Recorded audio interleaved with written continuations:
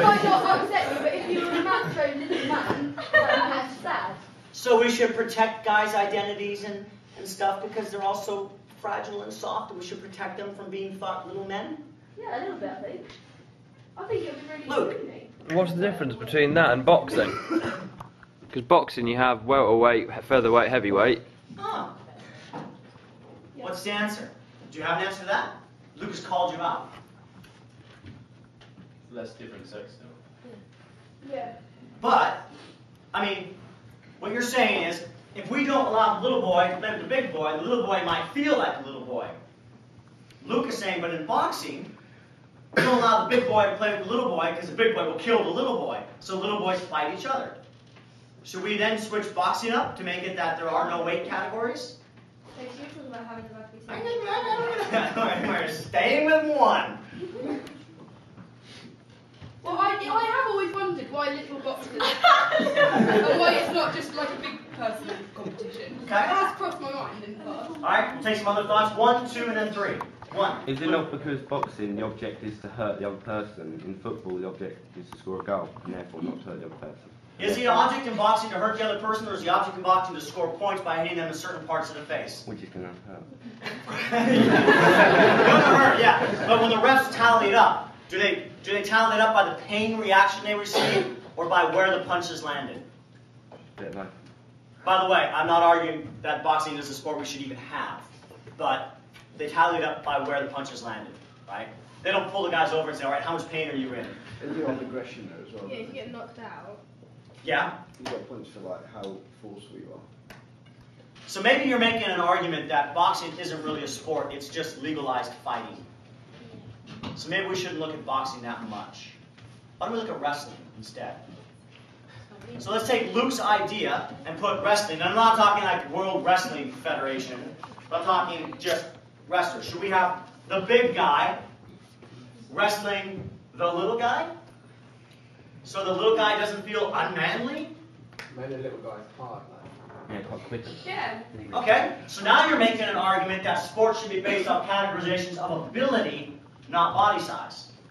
Okay? Because I think, going back to the rugby argument, if you have all the small players playing in one team at the same age or whatever, the majority are probably going to be sort of backs, I'd say.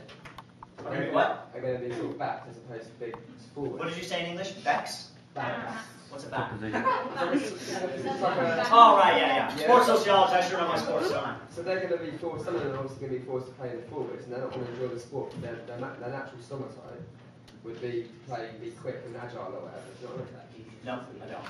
It's okay, say it again. In a different way. Okay, in rugby basically, you've got the forwards, who are usually the bigger people, Gotcha. in the scrum. Okay. You've got the backs, who are usually the quick, agile people. Yep. Predominantly smaller. Yep. Usually. If you put all the small people in one team, all the big people in one team, You'll change the the law of dynamics of the probability game. would say that you would have the forwards in one team and the backs in the other. Obviously, you'd have a bit of a mix. Big teams will play the small teams, wouldn't it? Yeah, but you'd have forwards playing back in the back position. And you get like a big second row playing centre, and you'd be like, well, this isn't what rugby's about for me. Okay, so do you have a problem with a small woman playing in the back? If she's good enough. Good If enough, she's yeah. good enough. Yeah. We had number 2, and then we had number 3. Where was number 2? Still want to make a comment? I don't think it's around it, but I was going to say that. You're always allowed to pass. If you're not on the spot. You're always on. By the way, let me stop and interrupt you real quick.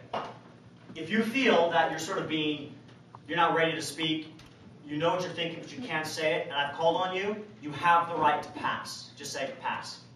You don't have to make a fool of yourself if you're afraid you're going to. Not a problem. Okay? Always have that right in this class. Pass. And by the way, let me also remind you, you all have my mobile number, so if you want to say something or make a point that you think is worthy of being said now, but you don't want to raise your hand and say it, just text it to me. I'll hear the beep, boop, boop. I'll look at it, and if it's relevant, I'll answer it. By the way, remember, you're sending me a text, you have my number, which means I have your number. So if you send me a bogus text, I know who you are. Okay, where's number 3? Okay, did you want to continue? Yeah. Okay. If you have like women and men, and then within the women and men you have like middleweight, heavyweight, and featherweight or something, then isn't becoming elite and the best just because we're going to become easy? Because in the end you won't have the best people, you'll have the people that are weren't equal to begin with, but now because there's other categories, they're easier to get there. So Okay? the elite isn't really elite, it's for everyone. So we're looking at three basic categorization systems. System number one, off of gender. System number two, off of ability. And system number three, off of body weight, size. You might argue body weight and size, depending on the sport, kind of go hand in hand.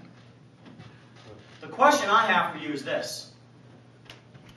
Why is classifying sport off of gender our number one priority? Why is that the one rule that trumps all others? Why is it that if you have a woman who is better than a man at almost any sport, now I know there are a few token exceptions, but why is it we have a woman's team and a man's team? And why do you support this? Tell you what, I'm going to let you guys speak. I saw the three hands, right? But I'm going to take the comments at the end after I tell you how we got here. Then you can make your arguments whether you think we should stay where we're at or not. So let me tell you, how do we get here? How do we get to a sporting culture in England that is absolutely, unbelievably, thoroughly obsessed with sport? And this isn't the history of England. This isn't the history of sport in Western cultures at all. Sport in Western cultures, it wasn't something to be valued. Sport in Western cultures was a waste of God's time. You were better off spending your time studying the Bible, working the farm, doing things of that nature, than you were playing sport. Sport was for the elite, snobby, upper classes as they played a little polo or did things with their dainty teacups. The rich, the middle classes, and even the poor, they didn't play football. There's no value to that. This is a new phenomenon. Your obsession with sport in this country, and really, it's an obsession. Sport in this country is an opiate. It's an opiate of the masses. We're going to talk about Karl Marx's theories next year, the history of sport. But your obsession with sport blinds you as a culture, as a society, to other, more important issues that are going on. And that's going to be the topic of history of sport next year. For now, the simple question is, how do we get here? If we didn't value sport, how do we get to a culture that now thoroughly, not only do we value it, your government pays for it? I mean, 2012 Olympics, that's going to cost you big time. It already has cost you big time. It's already something like 6 times over budget, and it's 2007. It's going to cost you big time. You will be paying taxes to pay off that Olympics for eternity. Your kids will be paying taxes for it to pay it off. So how do we get it? Well, in order to understand this, you have to understand a little bit about the Industrial Revolution. And I've got to understand how to find my pen. There it is. The Industrial Revolution was most impactful event to hit Western societies. Now, it didn't hit overnight. What the French Revolution did for politics, the Industrial Revolution did for way of life. Prior to the Industrial Revolution, which, if I had to define what the Industrial Revolution was, say in a nutshell, I would say, finally, scientific method was socially accepted that man's ability and woman's ability to understand knowledge doubled, tripled, quadrupled so fast that we developed all this machinery to make our lives more simple. So what happened was this. And I know you probably can't see these two circles that well, it's okay. It's not that important. Prior to the Industrial Revolution, men and women worked on a farm. Most people, in an agrarian country, most people worked on a farm. You know, they raised their sheep and they, whatever, pluck their apple orchards or whatever they do in England, right? And milk the chickens or whatever. And you had food and you raised your kids on the farm. And mom and dad worked the farm together. Mom and dad might have slightly different jobs, but women weren't weak. Women worked the farm. And dad might go through the plow, cut up the ground or whatever, or kick the mule to cut up the ground or whatever. And Mom might go through and drop the seeds, and Dad might go, poor chicken, and chop the poor chicken's head off, and Mom might go through and pluck the feathers. You know as women always get the dirty work? Dad gets to go kabonk. Well, that's hard, right? Just watch the chicken do that a little bit. Kind of like the way I dance.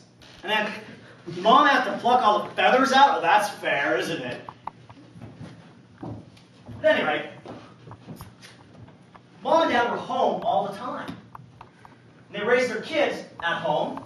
And maybe the kids went to school. And then they got back from school. And Mom and Dad were home.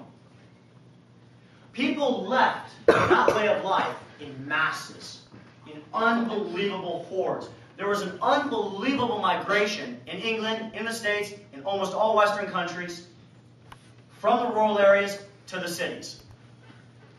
And the reason they did this, the reason they came to the cities, was because it offered stability. It offered stability in the form of a wage, salary, that they made per hour.